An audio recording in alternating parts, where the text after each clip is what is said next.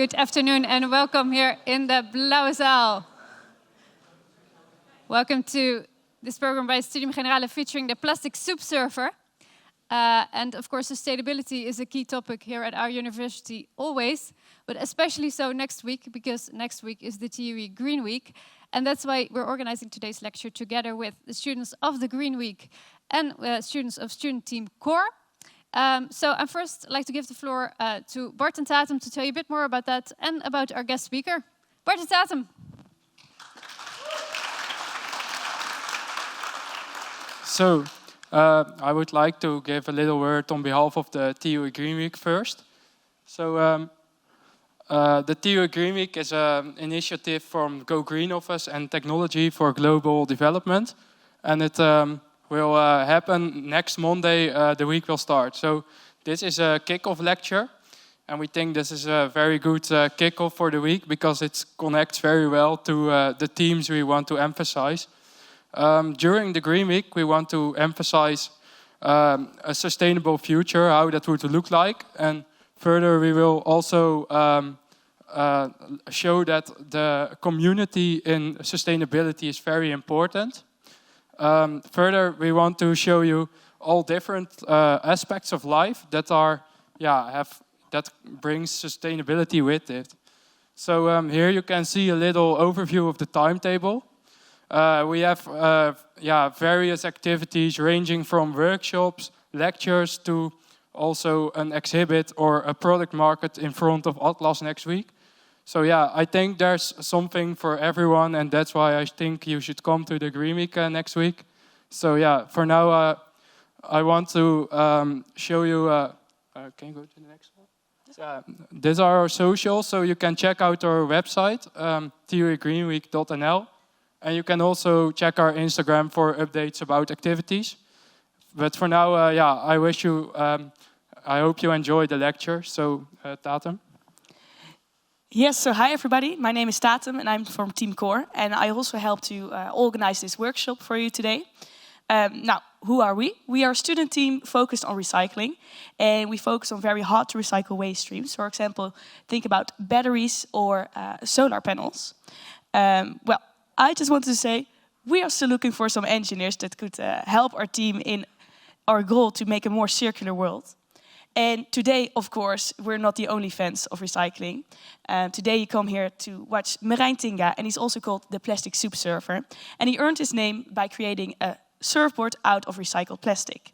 And I think we can give the floor to you right now. Okay, hi, hello. Yeah, I have already got a microphone. Great to see so many of you here today. I mean, that already means that there is a lot of interest for sustainability, so that's great. I'm going to be talking to you about our throwaway society. We live in a throwaway society. That is nothing new. We're all used to throwing out packaging once we've used it. And not only packaging, mostly plastic packaging, of course, but also fashion, fast fashion, even electronics. We're used to throwing them out after a short period of time. Now, of course, this is wasteful, and we need to change this. This is nothing new. We need to change the norm, go to a reusable or at least high-quality recycling society. We all know this, so why is it not happening? Why is progress so slow? Well, in my story, I'll be talking to you about my own experiences in that change, and I'll be talking about politics, meeting company CEOs, and ourselves, our own role. And this starts, here we are. And it has some surfing in there as well. It actually starts with two simple objects I found on the street. This one I found right outside the door here. And of course, you need to know that from these plastic cans, 200,000 find their way to our streets, to our parks, to our waterways each day. Each day. And if you're talking about plastic bottles, that's about 100,000 each day, when we of course know that plastic, when it degrades, it's bad for our environment. 100,000, well, at least it used to be 100,000 because something spectacular happened last July, so July 2021. You see this graph made by a friend of mine, the Surfinator, made this graph. These are the amounts of bottles you find every kilometer, and there's a sharp decline in that graph, as you see, July 2021. Well, what happened? Some of you probably already know. And I can tell you something else. That same decline, we'll see that same decline 1st of January 2023. So this year we'll have the same decline. That story, that's the story I'm going to talking about. And it starts about 7 years ago. I was in Sweden, Norway, cleaning up each day. And this is a photograph I made for Facebook.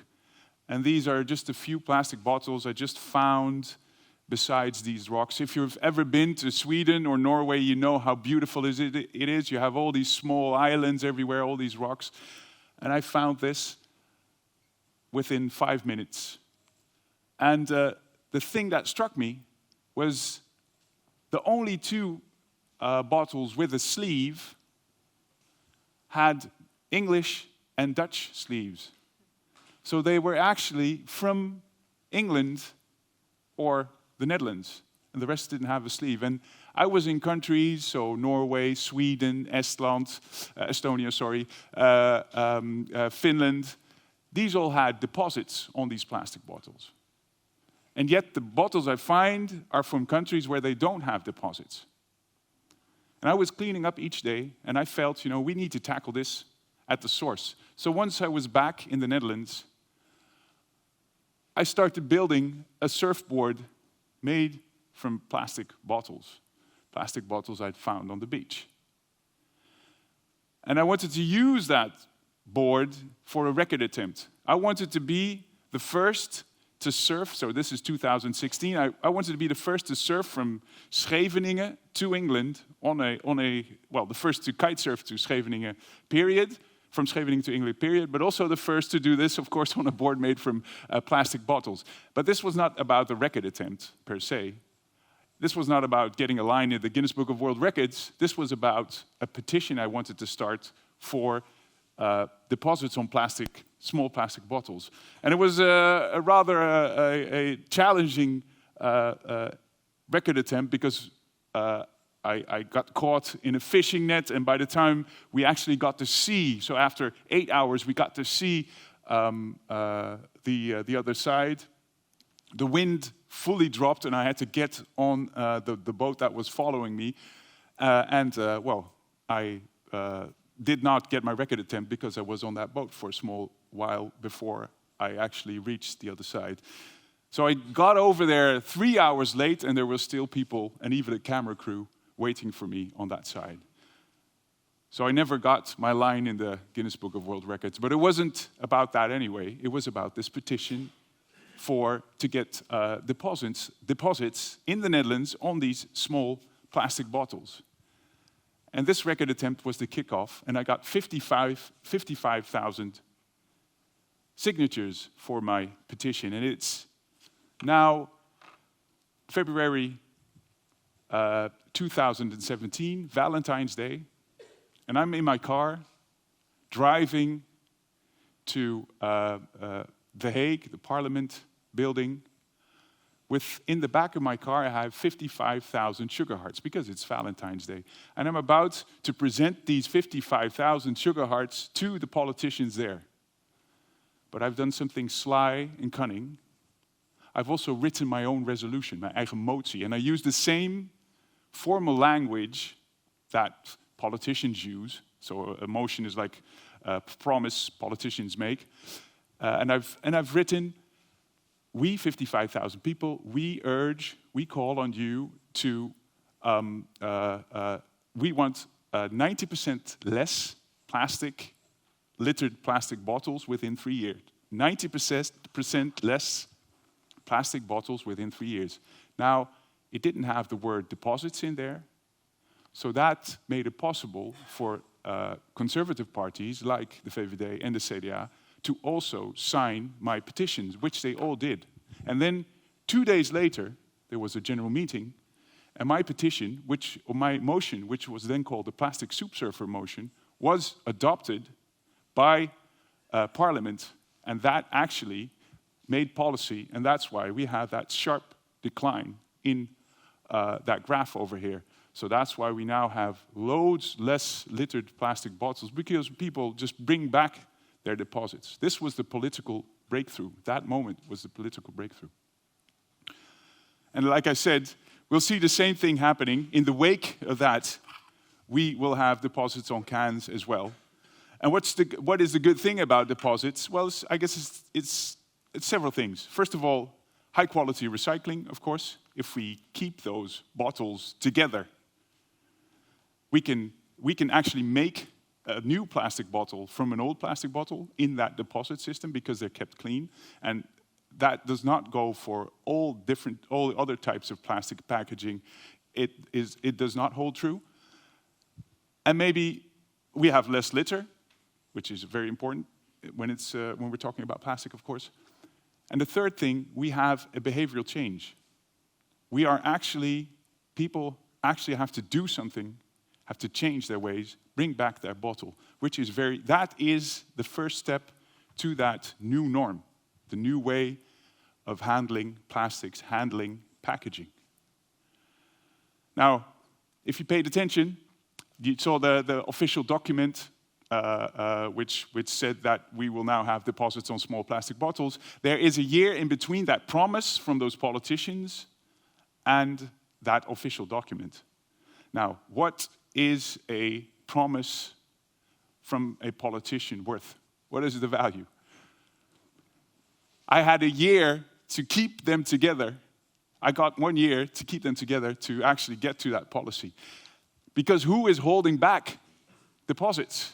Who was holding back deposits? I felt it was the lobby of great companies. Those were the ones that did not want deposits because it only cost them money, and it's not in their interest. Deposits is not in their interest. And it's actually companies like Coca-Cola and Albert Heijn, supermarkets, more so than the soda companies that are holding back plastic. So what I did, because I had success with my first board, I thought I might as well build another one. And this time I'll paddle that board, a standard paddleboard, paddle it all the way down the Rhine from source to sea. And just to show that that problem of that plastic soup does not start in the middle of the ocean or at sea or at the river mouth, but it starts on land. And we should look for solutions on land as well. And what I did was, I went looking for bottles, plastic, which I wanted to bring back to those company CEOs. I wanted to confront them with that trash I'd found in the river. Now, you cannot just go up to, you can, of course, you can call Coca-Cola headquarters and say, I've got a bottle and, I'd like to bring it back to the CEO. Can I please come by? And they'll be very friendly and say, no, you can't. So what I did was we developed a judicial instrument called het desbewustheidsexploot, which is Dutch, which is a formal notice.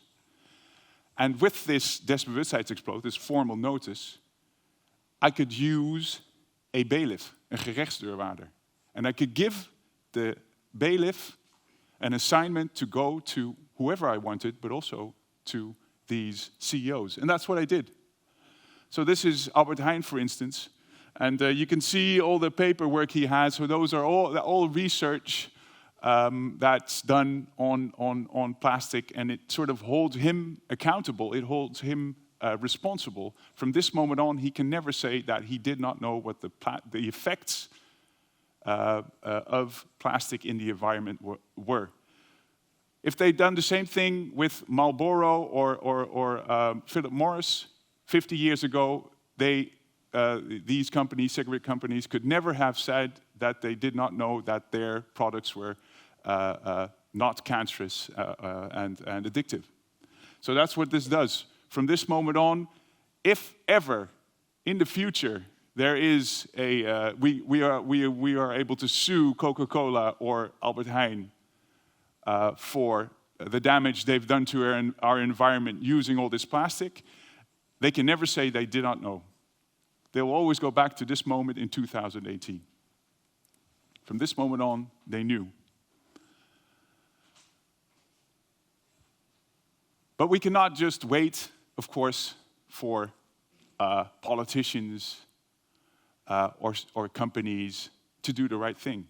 It's up to us. And of course, we were in this building, this wave of plastic awareness was building up in 2000. I mean, in 2016, in 2018, China closed its borders for foreign plastic waste, for instance.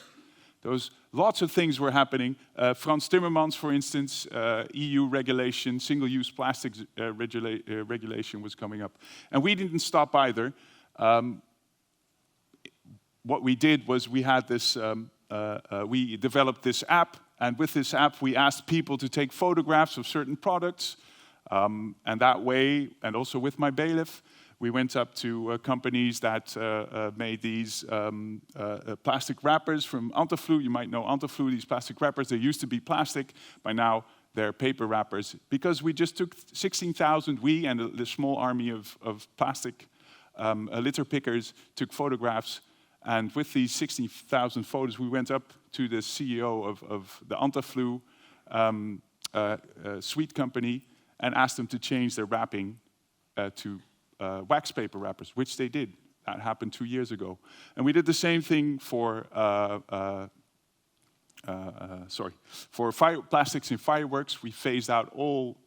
We made sure that there's no more plastic in fireworks. That's also because of one of our Plastic Avengers campaigns. Water balloons and plastic confetti, you won't find those in the stores anymore, at least not in the larger retail stores anymore, because of our campaigns. Now, so what we did, this is what we did. We went to all these companies and we made them sign these, promises that they would not sign them again. So please download the Plastic Avengers app and help us out. Become part of that army, Plastic Avengers app. And it's very easy. You only take a photograph of what we do. So there's a new at this moment, there's no campaign, but in a week we'll launch a new campaign, and it's about bins, overflowing bins. So we'll ask you to take photographs of bins which are overflowing, overloaded, as we call them. Now that's all nice and small and, pretty, but what is our big fight here? What is the real war? The war is making sure, what is that systemic change we need? And of course, that's about our throwaway society. Something that started in the 50s and was catalyzed by plastic. And of course, that plastic gave us a lot of freedom, and you can argue that it really excelled emancipation, for instance, women emancipation, but we've grown out of this, and we're now in a comfort crisis. We need to curb this crisis, right? If you all know, World Overshoot Day, for instance, World Overshoot Day, the day that the world has to generate, that's the moment when we've used up all the resources for that year, for the world to regenerate it again. You know when that was this year, or is this year? Anybody? World Overshoot Day? For the Netherlands, 12th of April.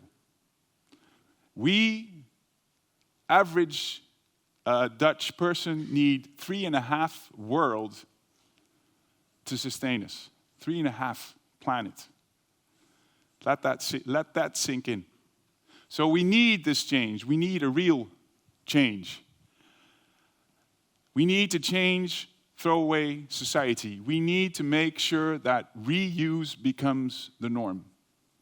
And I'm only one person, but we need to work together. And one of the things I'll be working on, to me, the symbol of throwaway society is this disposable cup.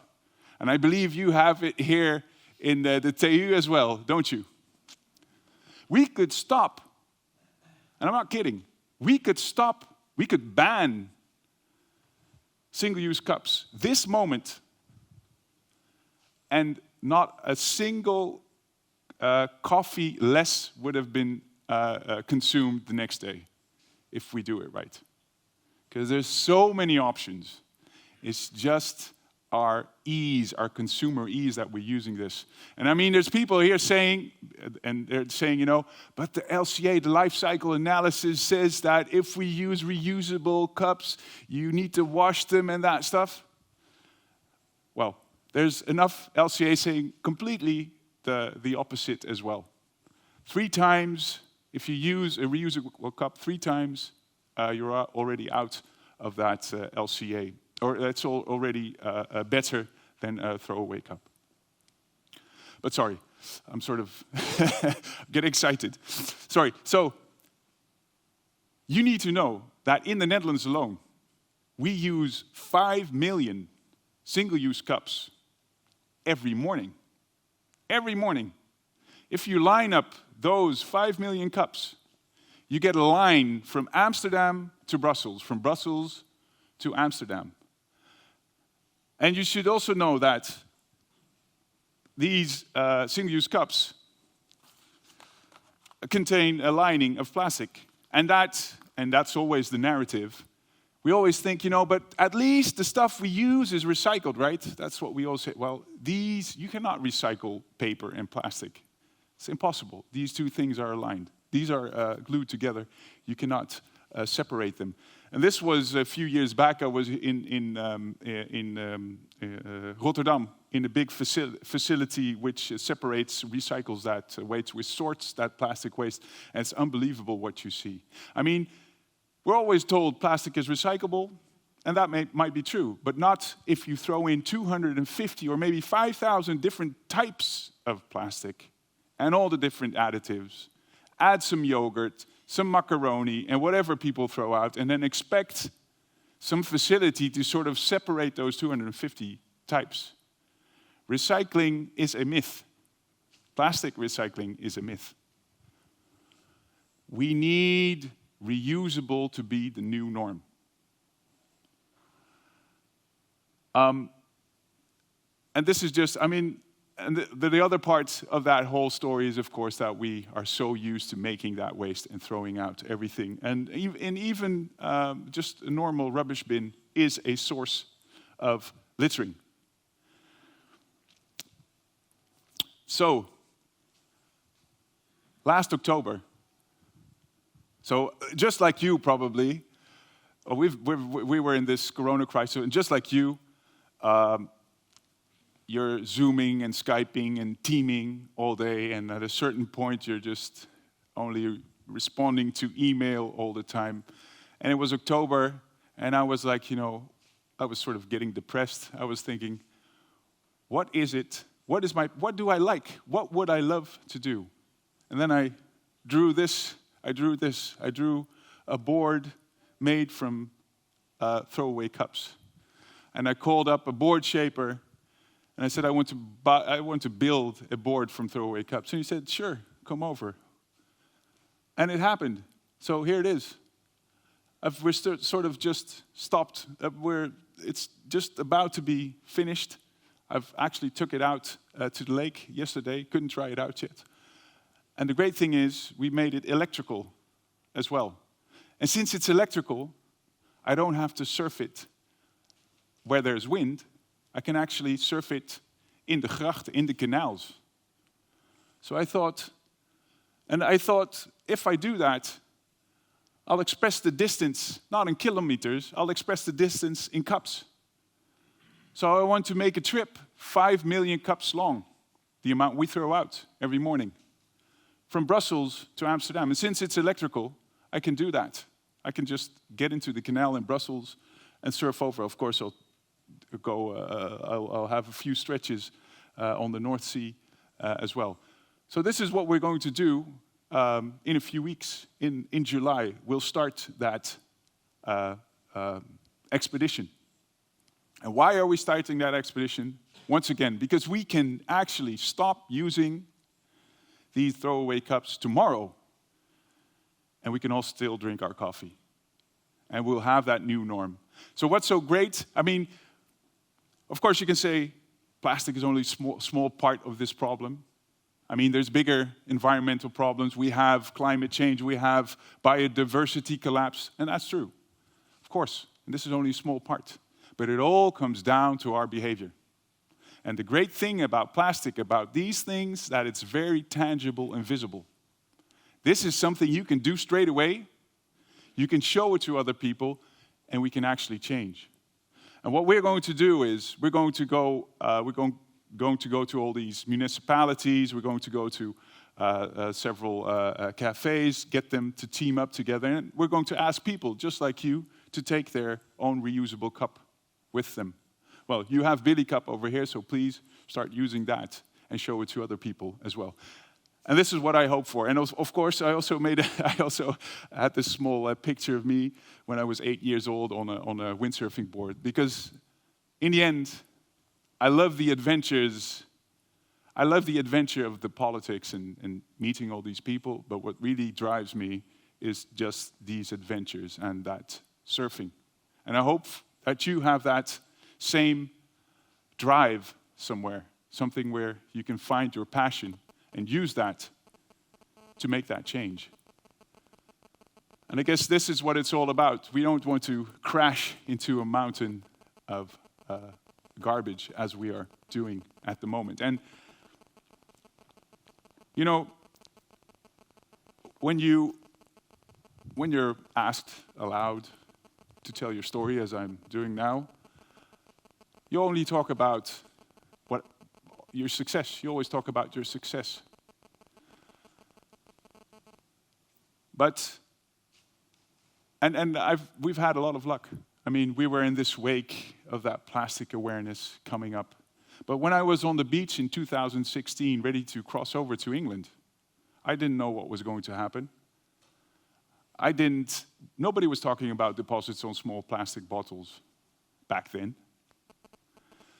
And there's many, many campaigns of mine that failed. This is already my 8th campaign, and I think there's at least 2 that miserably failed. And I guess that's the message. There is no challenge without effort, and it needs you. And if there's one thing I've learned in these past years, that we all need to take that first step, and that first step is the hardest. And we might fail, but it is a journey. And I know you can make a difference, and you should try. Thank you.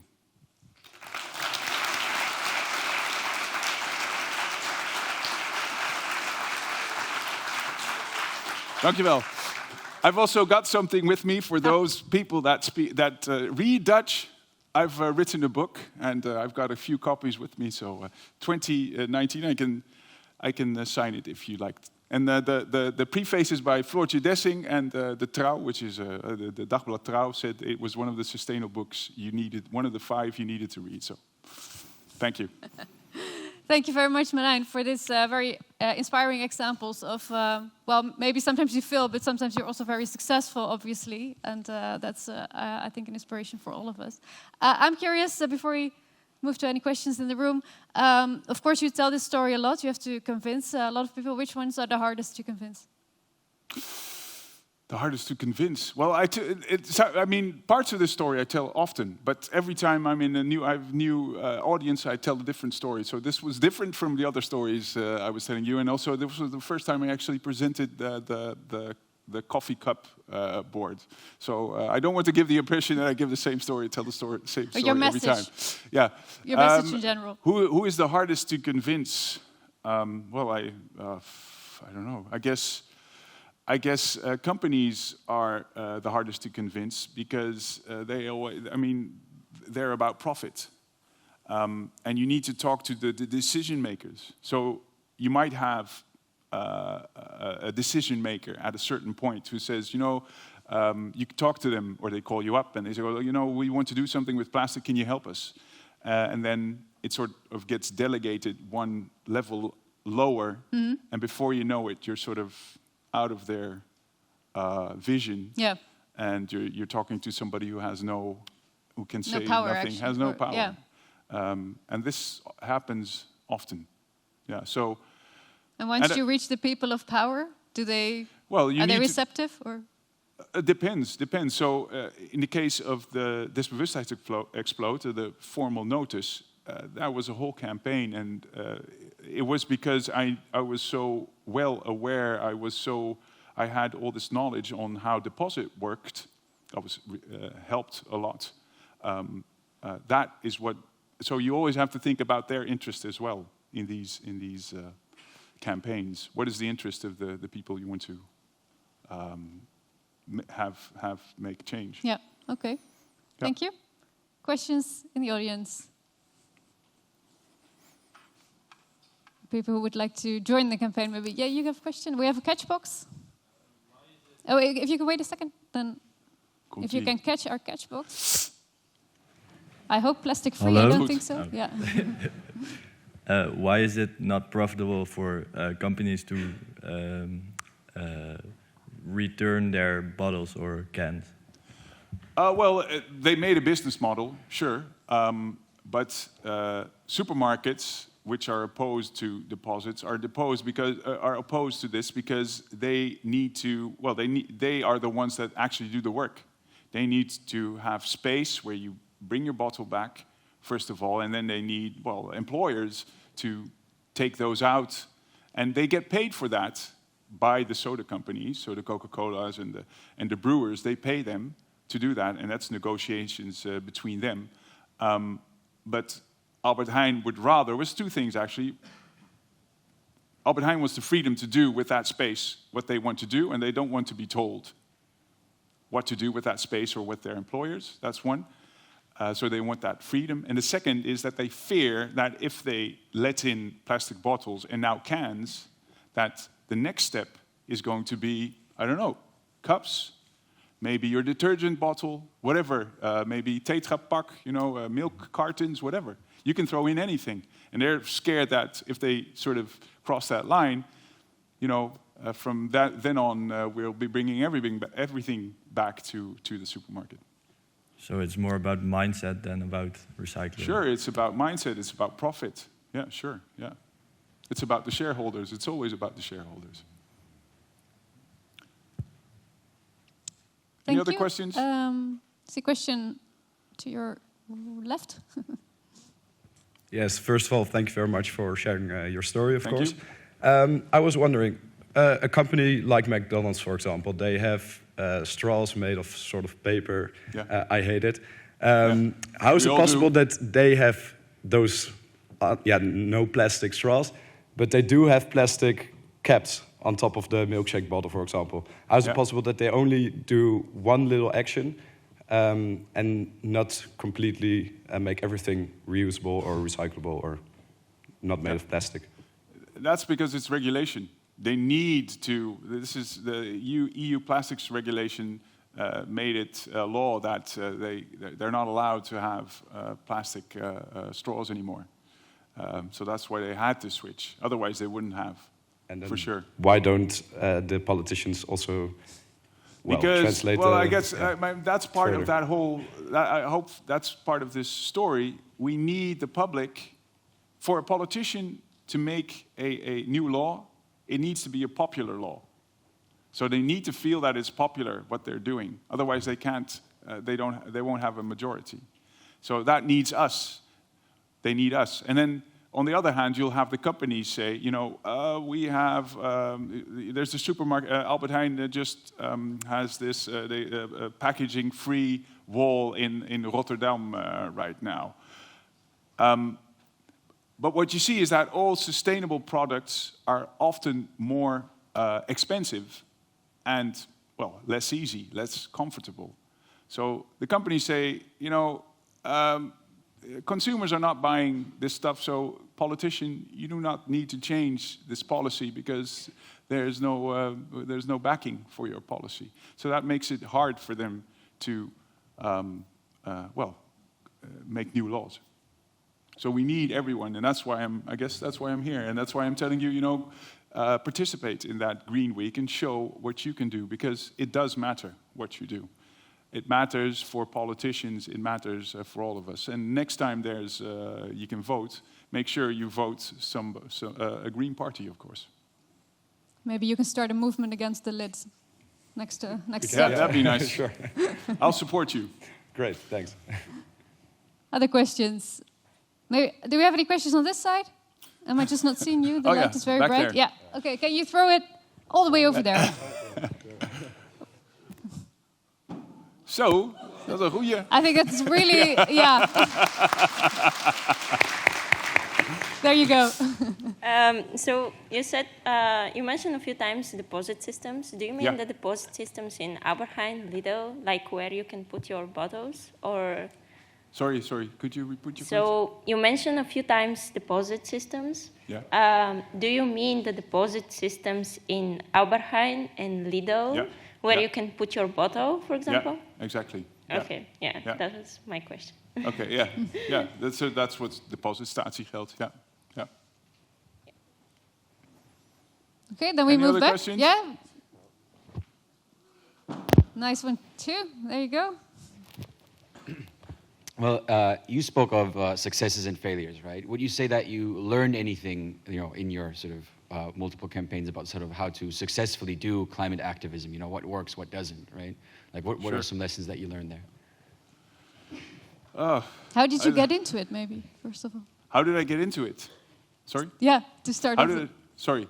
So 2 questions. Yeah.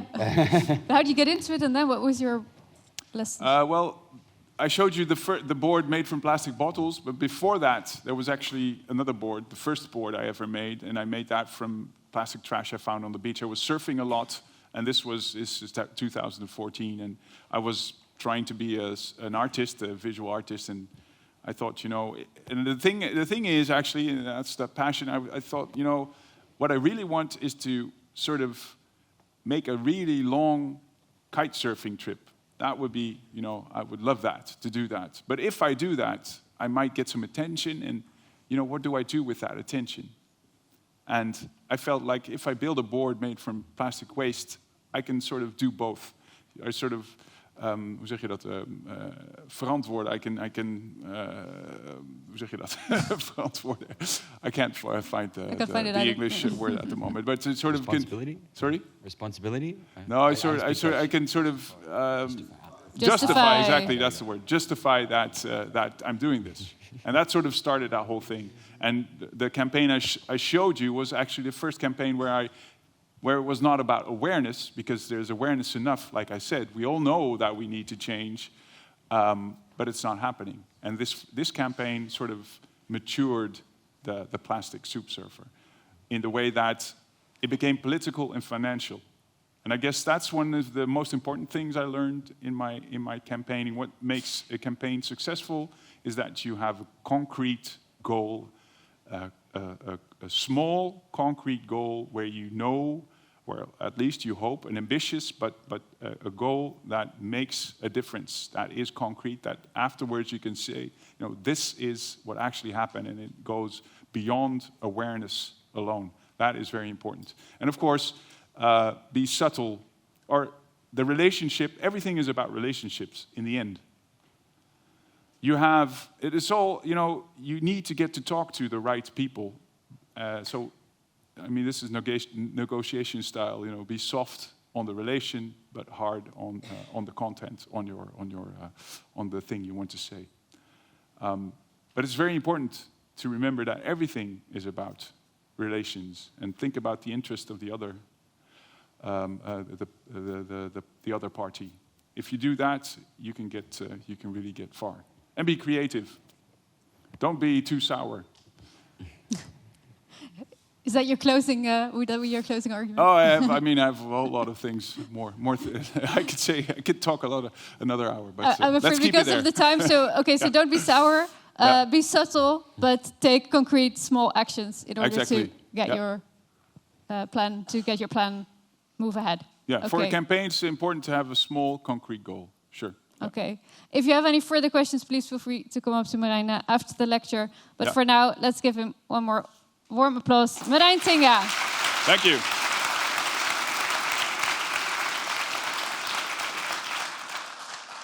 Thank you all for joining today. Make sure to visit the Green Week next week or to join Team Core if you're interested in recycling. And see you again at Studium Generale. Thanks.